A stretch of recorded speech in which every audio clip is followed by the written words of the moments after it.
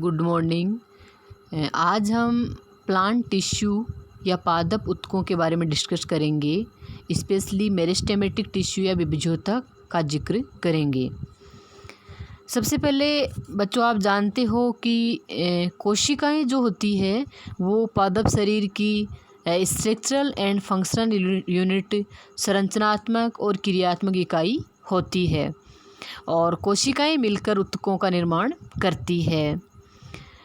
ऊतक जो है वो संरचनात्मक रूप से एक समान अथवा भिन्न भिन्न प्रकार की कोशिकाओं का ऐसा समूह है जिसकी समस्त कोशिकाओं की उत्पत्ति समान होती है। मतलब जो कोशिकाएं हैं वो संरचनात्मक रूप से समान भी हो सकती है और वो भिन्न भिन्न प्रकार की भी हो सकती है, लेकिन समस्त कोशिकाओं की उत्पत्ति या जो ओरिजिन है वो समान प्रकार का होता है और प्रत्येक ऊतक जो है वो एक विशिष्ट कार्य का संपादन करता है। ऊतक शब्द जो है वो सर्वप्रथम ग्रू नामक साइंटिस्ट ने दिया था। यदि अपन ऊतक की डेफिनेशन देखें तो कोशिकाओं का ऐसा समूह है जिसकी सभी कोशिकाएं आकार, आकृति, कार्य तथा विशेष रूप से उत्पत्ति व परिवर्धन की दृष्टि से समान हो, ऊतक कहलाता है। यहाँ देखो, एक बात ध्यान देने योग्य है कि आकार, आकृति या जो संरचना है कोशिकाओं की वो, जैसा कि मैंने आपको पहले बताया कि समान भी हो सकती है और अलग अलग भी हो सकती है, लेकिन एक ऊतक के निर्माण में जो कोशिकाएं भाग लेती है उन सारी कोशिकाओं की उत्पत्ति यानी ओरिजिन व परिवर्धन अर्थात डेवलपमेंट है वो समान होता है। जैसे यदि अपन सरल प्रकार के ऊतकों की बात करें तो सरल प्रकार के ऊतकों के निर्माण में जो कोशिकाएं भाग लेती है उन कोशिकाओं की संरचना समान होती है, उत्पत्ति और परिवर्धन भी समान होता है। लेकिन जटिल ऊतकों के निर्माण में जो कोशिकाएं भाग लेती है उन कोशिकाओं की संरचना अलग अलग होती है और उनकी उत्पत्ति और परिवर्धन है वो समान होता है। तो यहाँ एक बात ध्यान देने योग्य है कि ऊतकों के निर्माण में जो कोशिकाएं भाग लेती है उनकी संरचना समान भी हो सकती है और अलग अलग भी हो सकती है, लेकिन उन सारी कोशिकाओं की उत्पत्ति और परिवर्धन हमेशा समान होता है और ये सब कोशिकाएं मिलकर एक विशिष्ट कार्य का संपादन करती है। इसके बाद में अपन देखेंगे ऊतकों का वर्गीकरण, क्लासिफिकेशन ऑफ टिश्यूज़। तो परिवर्धन की अवस्था के आधार पर ऊतकों को दो प्रकारों में वर्गीकृत किया जाता है। पहला है विभज्योतकी ऊतक और दूसरा है स्थायी ऊतक। यानी यहाँ पे देखो, जो क्लासिफिकेशन का आधार है या जो बेस है क्लासिफिकेशन का वो क्या है, परिवर्धन की अवस्था के आधार पर ऊतक दो प्रकार के होते हैं, विभज्योतकी ऊतक और स्थायी ऊतक। विभज्योतकी ऊतक को बोलते हैं मेरिस्टेमेटिक टिश्यू और स्थायी ऊतक को बोलते हैं परमानेंट टिश्यू। आज हम स्पेशली मेरिस्टेमेटिक टिश्यू का जिक्र करेंगे। यहाँ देखो, जैसा कि नाम से स्पष्ट है, विभज्योतकी ऊतक अर्थात इस ऊतक की जो कोशिकाएं हैं उनमें लगातार विभाजन की क्षमता पाई जाती है, अर्थात वो कोशिकाएं लगातार विभाजन करती रहती है। यदि अपन मेरिस्टेमेटिक टिश्यू की डेफिनेशन देखें तो देखो, इसमें पादप अक्ष तथा इसकी शाखाओं के शीर्षों पर स्थित अविभेदित तथा जननक्षम कोशिकाओं के समूह को विभज्योतकी ऊतक या विभज्योतक कहते हैं। यहाँ देखो, एक शब्द आया पादप अक्ष। तो पादप अक्ष देखो, पादप अक्ष क्या होता है, स्तंभ व मूल को सम्मिलित रूप से पादप अक्ष कहते हैं।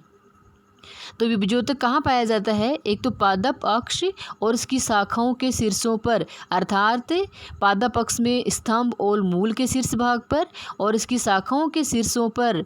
यहाँ देखो, एक ध्यान देने योग्य बात है कि शाखाओं और पादप अक्ष के शीर्ष पर जो ऊतक होता है उसकी कोशिकाएं अविभेदित और विभाजन क्षम होती है और इन्हीं कोशिकाओं के समूह को विभज्योतक कहते हैं। इसके बाद में अपन देखेंगे विभज्योतक के मुख्य लक्षण। तो पहला लक्षण तो अभी अपन ने जिक्र किया कि विभज्योतक जो होता है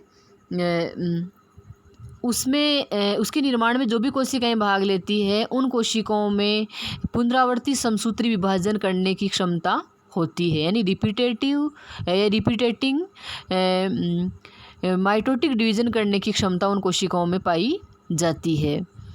दूसरा है कि इन कोशिकाओं की जो आकृति है वो या तो आयताकार होती है या बहुभुजी होती है। विभज्योतक की कोशिकाओं का तीसरा लक्षण है कि विभज्योतक के निर्माण में जो कोशिकाएं भाग लेती है उनकी कोशिका भित्ति कोमल, पतली और सेल्यूलोज से बनी हुई होती है और इन कोशिकाओं में द्वितीय कोशिका भित्ति का अभाव होता है। चौथा इनका लक्षण है कि विभज्योतक के निर्माण में जो कोशिकाएं भाग लेती है वो सघन रूप से विन्यासित रहती है, यानी वो कॉम्पैक्टली अरेंज्ड रहती है और इन कोशिकाओं के मध्य अंतराकोशिक स्थल इंटरसेलुलर स्पेसेस नहीं पाए जाते हैं। यानी विभज्योतक के निर्माण में जो कोशिकाएं भाग लेती है उन कोशिकाओं के मध्य अंतराकोशिक अवकाशों या स्थलों का अभाव होता है। अगला इनका लक्षण है कि विभज्योतकी जो कोशिकाएं होती है इनमें खाद्य पदार्थों या फिर कोशिकीय अजैव पदार्थों का संचय नहीं होता है। अगला इसका लक्षण है कि विभज्योतक की जो कोशिकाएं होती है वो उनमें जो उपापचय क्रियाएं होती है वो काफ़ी सक्रिय होती है और इन कोशिकाओं में माइटोकॉन्ड्रिया की संख्या सर्वाधिक होती है। अगला इनका लक्षण है कि विभज्योतक की कोशिकाओं में जो जीवद्रव्य होता है वो बहुत सघन होता है और इसमें रिक्तिकाओं का प्राय अभाव होता है और यदि रिक्तिकाएं होती भी है तो बहुत सूक्ष्म होती है। अगला लक्षण है कि प्रत्येक कोशिका में एक बड़ा सुस्पष्ट और सुगठित केंद्रक पाया जाता है। यानी यदि जीवद्रव्य और केंद्रक की बात करें तो विभज्योतक की जो कोशिकाएं होती है उनमें जीवद्रव्य बहुत सघन होता है, जीवद्रव्य में रिक्तिकाओं का प्राय अभाव होता है और यदि रिक्तिकाएं होती भी है तो उनका आकार बहुत छोटा होता है। और यदि केंद्रक की बात करें तो विभज्योतक की जो कोशिकाएं होती है उनका केंद्रक बड़ा सुस्पष्ट और सुगठित केंद्रक होता है। इसके बाद में हम बात करेंगे क्लासिफिकेशन ऑफ मेरिस्टेम, विभज्योतक का वर्गीकरण। तो विभज्योतक का जो वर्गीकरण है वो निम्न 4 आधारों पर किया जाता है। पहला इसमें है कि उत्पत्ति और परिवर्धन अर्थात ओरिजिन एंड डेवलपमेंट के आधार पर। दूसरा है विभाजन का तल अर्थात प्लेन ऑफ डिवीजन के आधार पर। और तीसरा है पादप शरीर में इनकी स्थिति, यानी पादप शरीर में उत्तक कहाँ स्थित है, पोजीशन इन प्लांट बॉडी के आधार पर। और चौथा जो आधार है वो है कार्य के आधार पर। तो देखो मैं आपके सामने एक चार्ट प्रस्तुत कर रही हूँ जिसमें अपन विभज्योतक का वर्गीकरण देखेंगे। सबसे पहले अपन देखते हैं कि उत्पत्ति तथा परिवर्धन के आधार पर विभज्योतक जो है वो 3 प्रकार के होते हैं। पहला इसमें प्रकार है प्राक विभज्योतक, दूसरा है प्राथमिक विभज्योतक और तीसरा है द्वितीय विभज्योतक। तो उत्पत्ति और परिवर्धन के आधार पर विभज्योतक 3 प्रकार के होते हैं। प्राक विभज्योतक जिसको प्रोमेरिस्टेम कहते हैं, दूसरा है प्राथमिक विभज्योतक जिसको प्राइमरी मेरिस्टेम भी कहते हैं और तीसरा है द्वितीयक विभज्योतक जिसको सेकेंडरी मेरिस्टेम कहते हैं। दूसरा वर्गीकरण का आधार है विभाजन के तल के आधार पर। तो विभाजन के तल के आधार पर विभज्योतक 3 प्रकार के होते हैं, संहति विभज्योतक, प्लेट विभज्योतक और सिरा विभज्योतक। यानी पहला प्रकार है संहति विभज्योतक, दूसरा प्रकार है प्लेट विभज्योतक और तीसरा है सिरा विभज्योतक। संहति विभज्योतक को मास मेरिस्टेम कहते हैं, प्लेट विभज्योतक को प्लेट मेरिस्टेम कहते हैं और सिरा विभज्योतक को रिब मेरिस्टेम कहते हैं। तो इस प्रकार विभाजन के तल के आधार पर विभज्योतक 3 प्रकार के होते हैं। तीसरा वर्गीकरण का आधार है पादप शरीर में स्थिति के आधार पर। तो पादप शरीर में स्थिति के आधार पर भी विभज्योतक 3 प्रकार के होते हैं। पहला विभज्योतक है शीर्षस्थ विभज्योतक, एपिकल मेरिस्टेम, यानी ये जो विभज्योतक है वो पादप के शीर्षस्थ भागों पर यानी मूल के शीर्ष भाग पर और स्तंभ के शीर्ष भाग पर पाया जाता है। तो शीर्षस्थ विभज्योतक को 2 प्रकारों में बांटा जा सकता है। पहला है मूल शीर्षस्थ विभज्योतक जो मूल के शीर्ष भाग पर पाया जाता है। दूसरा है स्तंभ शीर्षस्थ विभज्योतक जो स्तंभ के शीर्ष भाग पर पाया जाता है।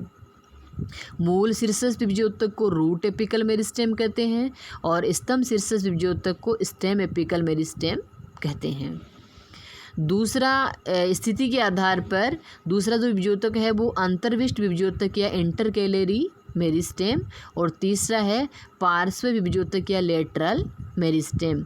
तो पादप शरीर में स्थिति के आधार पर विभज्योतक 3 प्रकार के होते हैं, शीर्षस्थ विभज्योतक, अंतर्विष्ट विभज्योतक और पार्श्व विभज्योतक, अर्थात एपिकल मेरिस्टेम, इंटरकेलरी मेरिस्टेम और लेटरल मेरिस्टेम। इसके बाद में वर्गीकरण का जो चौथा आधार है वो कार्य के आधार पर। तो कार्य के आधार पर विभज्योतक 3 प्रकार के होते हैं। पहला है अधित्वक, दूसरा है प्राकेधा और तीसरा है भरण विभज्योतक। अर्थात अधित्वक प्रोटोडर्म, प्राकेधा प्रोकेम्बियम और भरण विभज्योतक ग्राउंड मेरिस्टेम। तो कार्य के आधार पर भी विभज्योतक 3 प्रकार के होते हैं। इसके बाद अगला जो अपना लेक्चर होगा उसमें अपन विभज्योतक के बारे में विस्तार से पढ़ेंगे। Thank you.